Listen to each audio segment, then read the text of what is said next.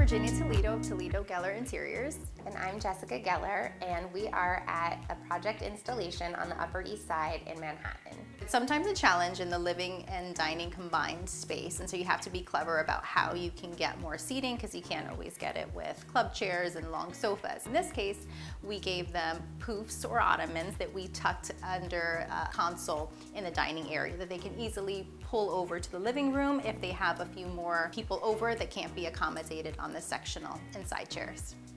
We decided to do built-ins in the living room, and we wanted to do the built-ins from floor to ceiling, end to end, to give them additional storage and give them a place that they could personalize the space. We chose a lot of really soft blues in this project. We didn't want anything, because it's a small space, to be too high contrast. We wanted these walls to feel very serene and calming.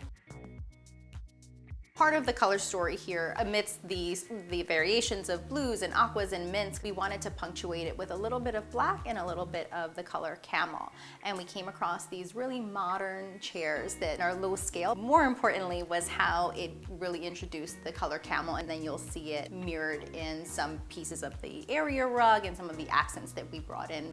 Lighting can make or break a design in any space. We gave them a sconce on the wall, and it would give them the opportunity to stagger art in a sort of very gallery-esque way. And so it's always super important, but even more important when we have very little natural light like we have in this space.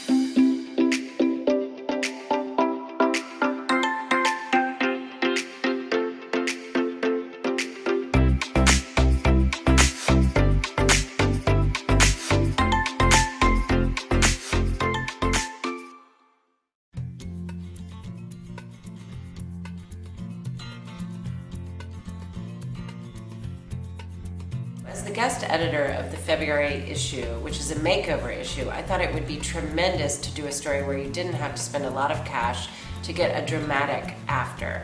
We decided to do a bedroom makeover story simply by changing the sheets on the bed. This might be my favorite bed of our whole photo shoot because it requires no ironing. It's perfectly unperfect. The other great thing about this is it's a mix of textures: velvet, crushed linen, cashmere throw, and then just cotton sheets. With this room, this is all about no fear decorating. This is about mixing pattern on pattern on pattern. And the reason it works is because you're dealing with different scales of pattern, large, medium, and small. It also works because you're just pulling the colors out of the wallpaper. We decided to freshen up the monogram. We thought it would be well balanced with a Pendleton blanket that has a sort of southwest flair. I think the lines are all geometric, so they work together really nicely, but they balance each other out. They're perfect married together. To me, this bedroom satisfies the need for crispness. It's the perfect balance of all white kind of zen with a color pop. We're layering chintz with this little geometric. With this guy, it's a lot of things going on at once, but somehow it really works. I love this bedroom so much. It is basically a masculine room, but we transformed it by bringing in a little of a pale pink color. I love how we mixed high and low completely.